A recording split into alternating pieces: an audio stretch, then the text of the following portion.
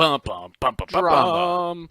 Ba-ba-da-ba, dun, Action. dun, dun, dun, dun, dun, ba-dum, bam, bum, Comedy. ba-dum, tss, bum, ba-dun, dun, dun, dun, Palace dun, dun, intrigue. dun, dun, dun, dun, dun, dun, dun, dun, dun, Story dun, Squad presents Clash of the dun, dun, dun, dun, dun. Pencils.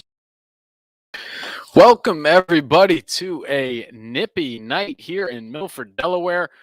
We have a great slate of story matchups for you tonight, kicking off the week here at Clash of the Pencils nightly live stream, the most watched creative writing esport league live stream in the history of the internet. I'm your host, Tom Sherman, and we're here as we are every weeknight to review the top 3 short story submissions from around the net, get the latest scores, see who's the top of the leaderboard, and of course, review the top 5 sentences of the night. A quick reminder for all the folks how to play. So each night, when the live stream ends, we reveal tomorrow's prompt.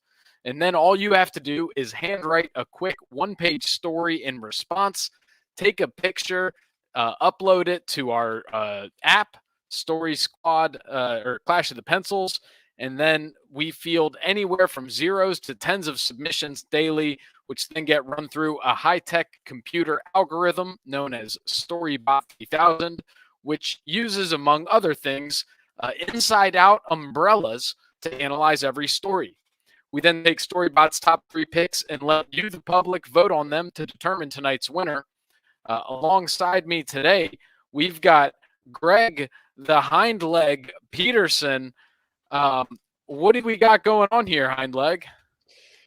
Now, the first time that his small weasel eyes happened to light on Billy, but a certain grim internal merriment set all his ancient wrinkles into antic play.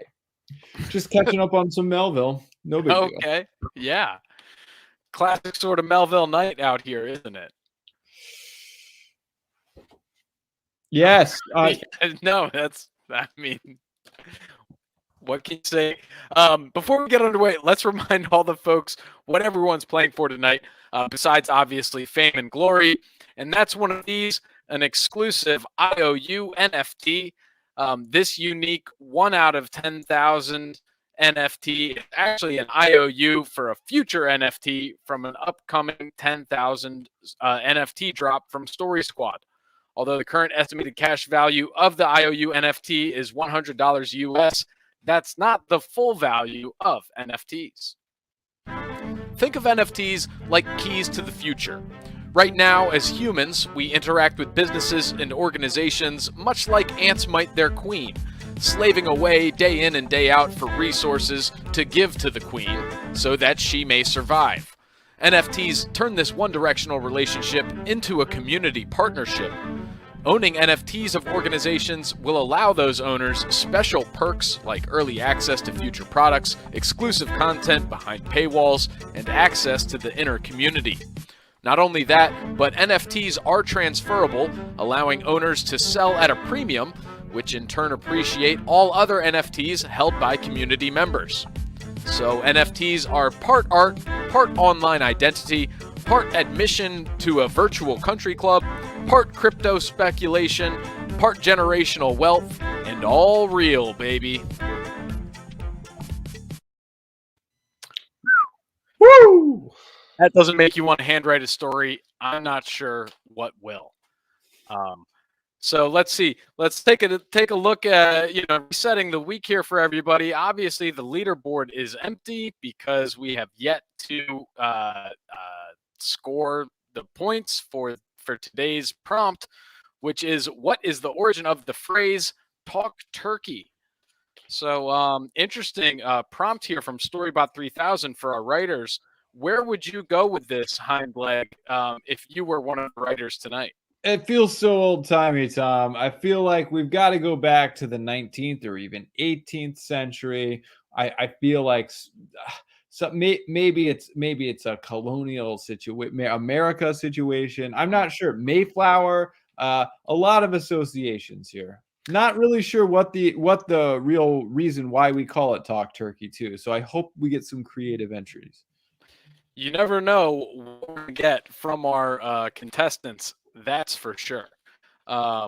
So let's see. We're just going to jump right in, and we'll start here with last week's champion, Slice, submitting this. Hello from the gutters of New Mexico, which fill with crinkle-cut fries, coke, and finger sweat. Who lie below the buzzers, whirs, flares, strobes, and booms of Mortal Kombat, Buck Hunter, and Simpsons Pinball apparent. Hello beneath the flickering neon of All Bowl Kirky lettering with rolling ball and crashing pins. Hello amidst a fog of Lysol, soul hits, ding-ding-ding, guttural calls, gasps, and huzzahs. Tomfala Jensen says hello.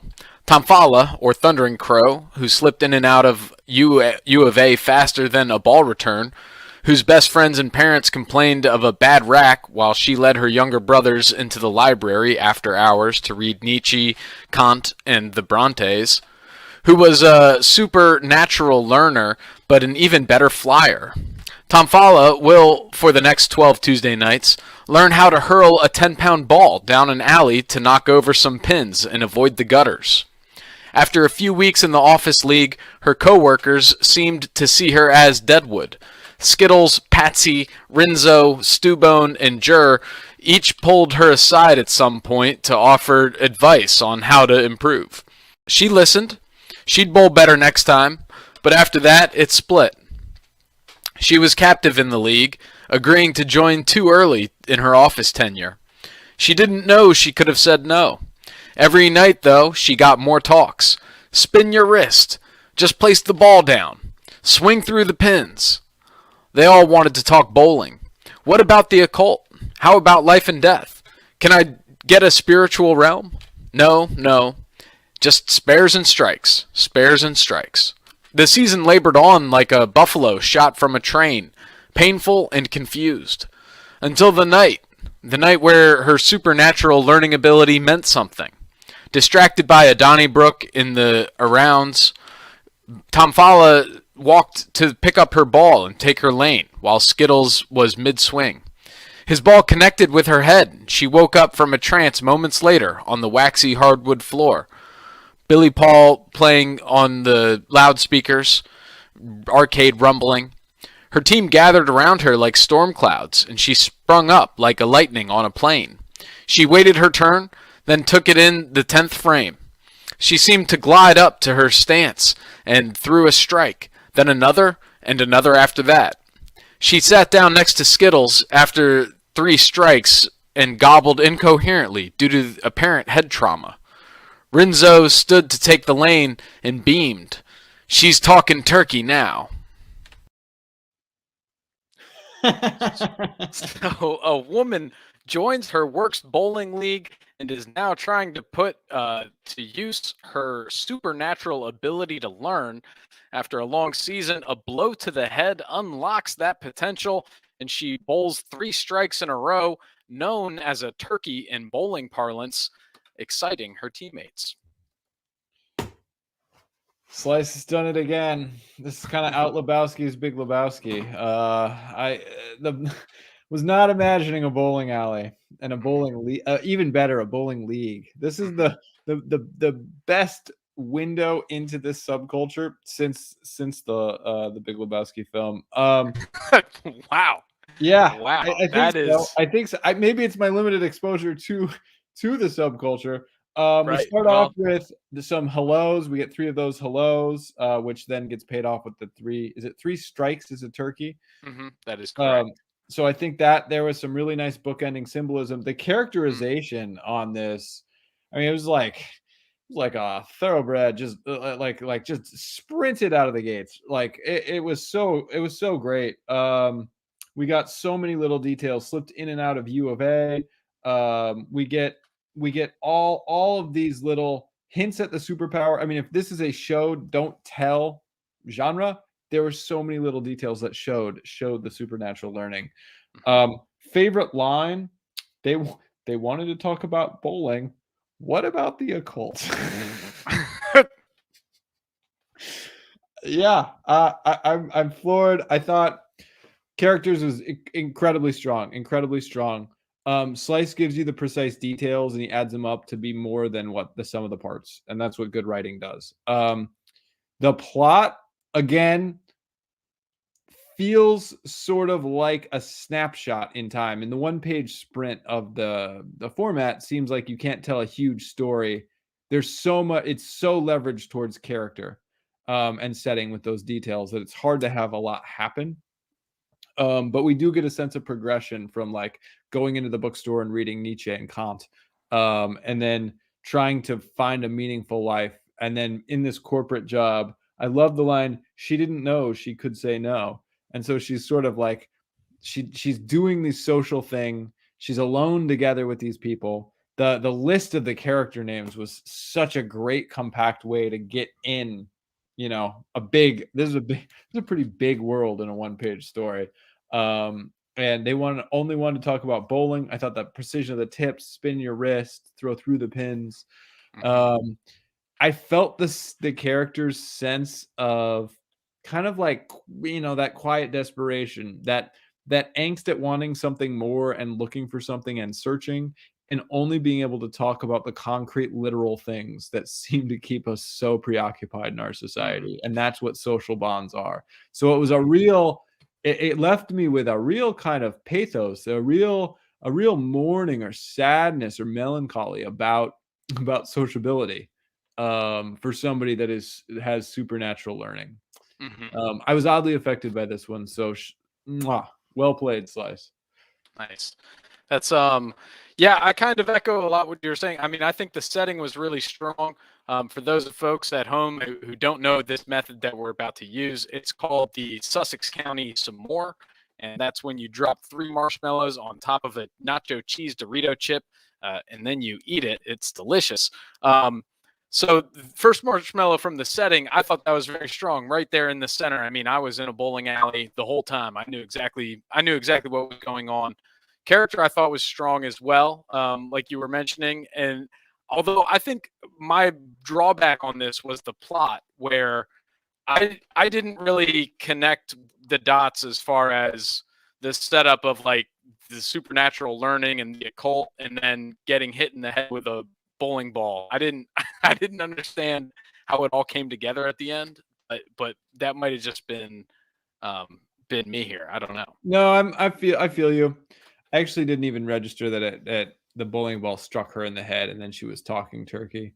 And it was, so I didn't even get that image in my brain. So the plot, yeah, the fact that happened and didn't register, it felt like it's kind of like more of a feeling or a painting that evokes things rather than a recognizable plot.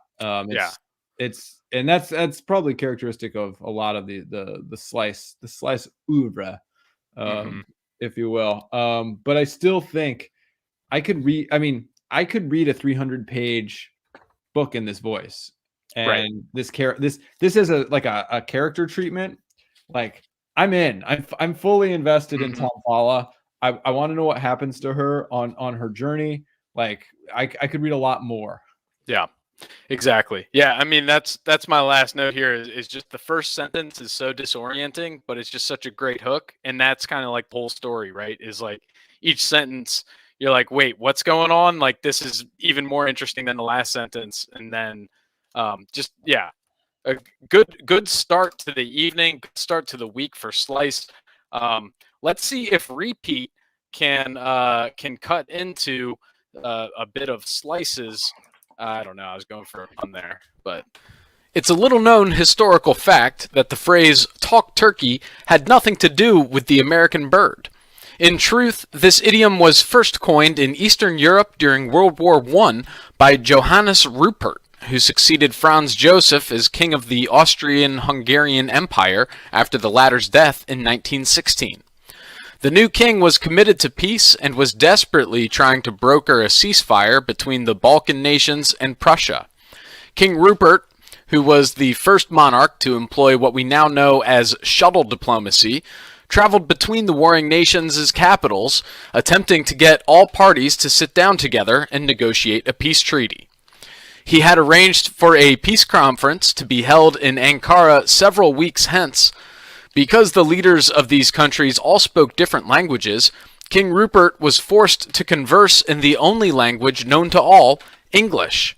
However, the king's command of the English language was weak at best, especially the use of prepositions.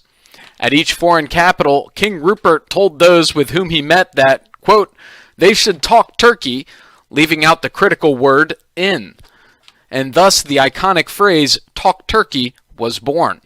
As a side note, the Ankara Peace Conference finally took place in March 1917, but failed to achieve any meaningful result. As a result of this failure, the United States entered World War I shortly thereafter. So a little historical fiction framed as historical fact. King Rupert of Austrian-Hungary Empire tries to make peace, but must do so in English due to language barriers among other nation states. Unfortunately, prepositions are a weak spot, so the king would insist that people would talk Turkey, not in Turkey. Peace conference failed, and the U.S. soon enters into World War I. I mean, this is a wild historical fiction, wild imagination. Since I don't know the term, the way this was presented as kind of like a Wikipedia page, an encyclopedia entry, it almost got me to believe it. Like if this was a word hoax definition, I would be voting for it. Yes. Totally.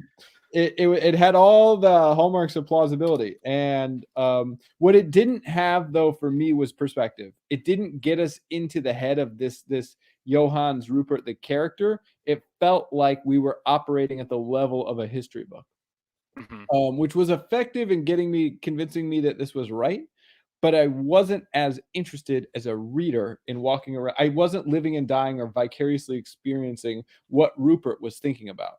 I think a lot of the crux here, the kind of the juice of the payoff is in the historical implications, right? This is what this phrase, this lack of preposition use is what and transposing that error in translation is what draws an entire country into the war. And it shows how, fragile international relations are over one little detail. And at the same time, I don't feel like Johannes Rupert is knowable.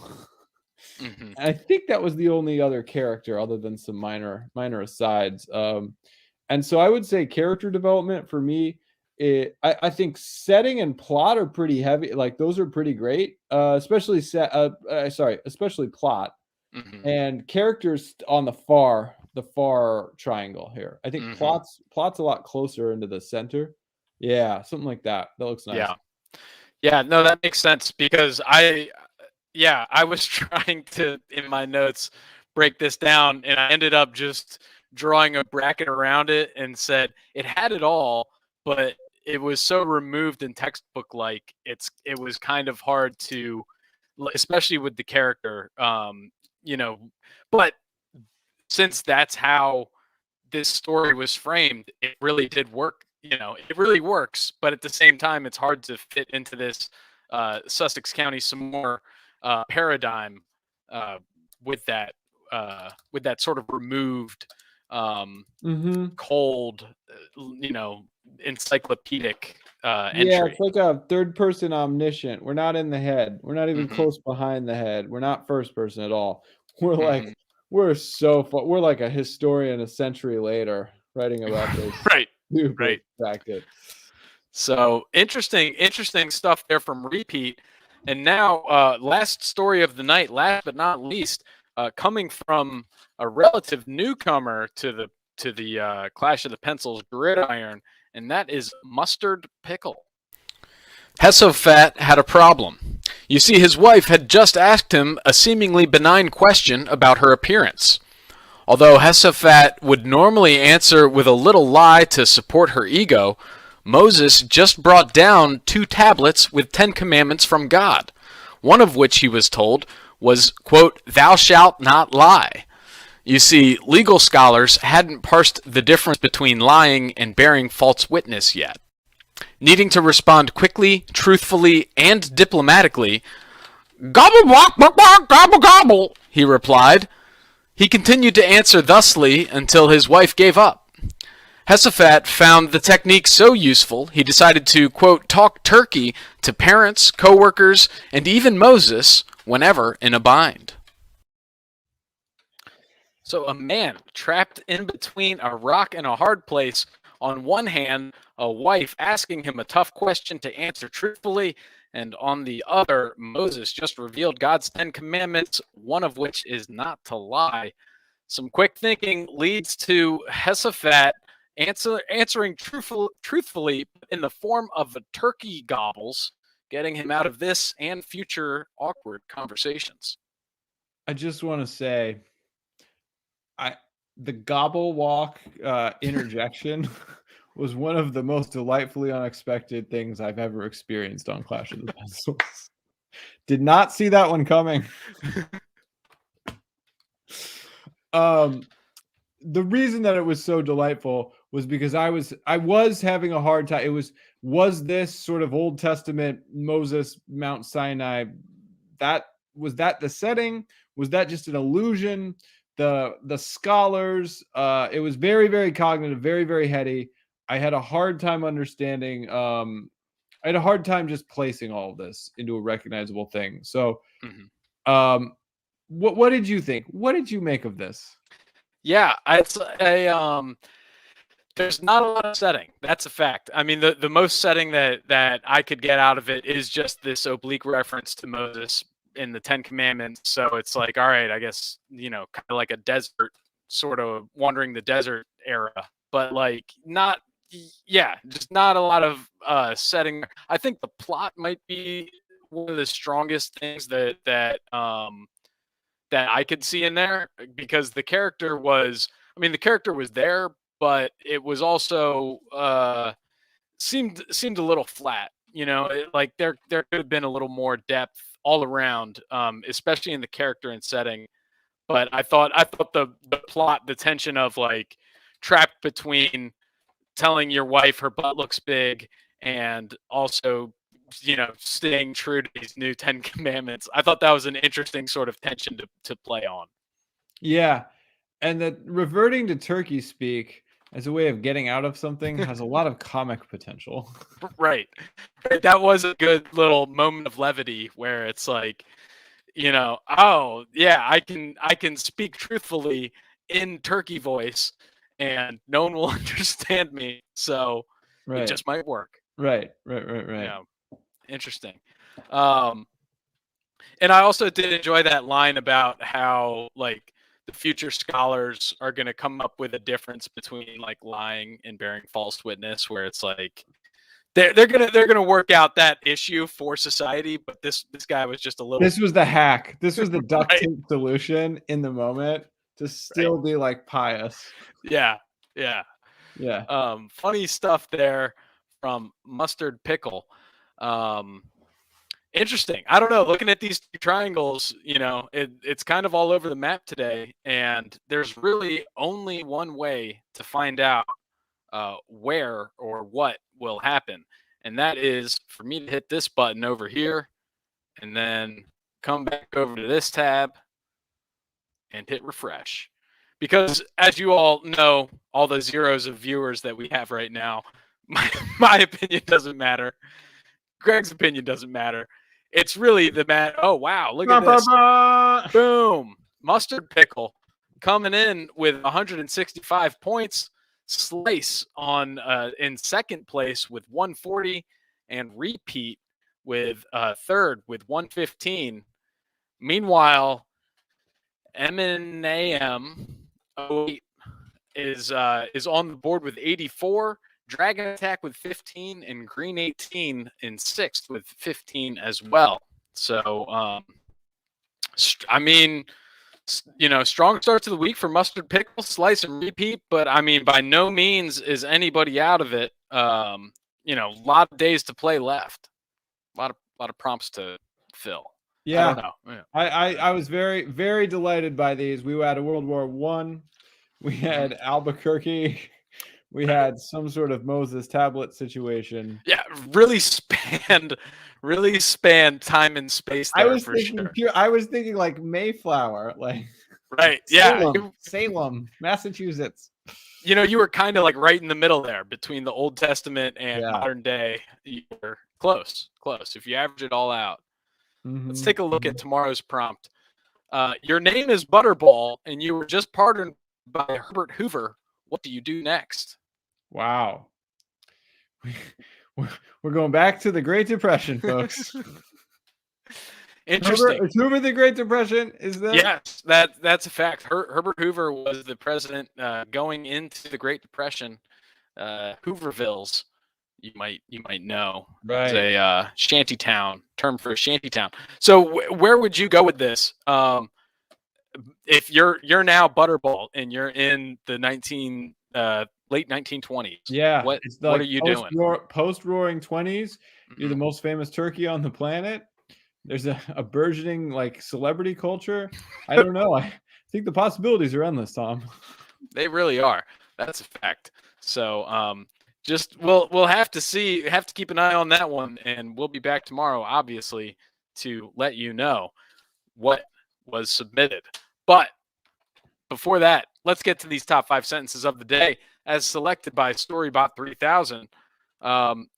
Number 5 from Mustard Pickle, needing to respond quickly, truthfully, and diplomatically.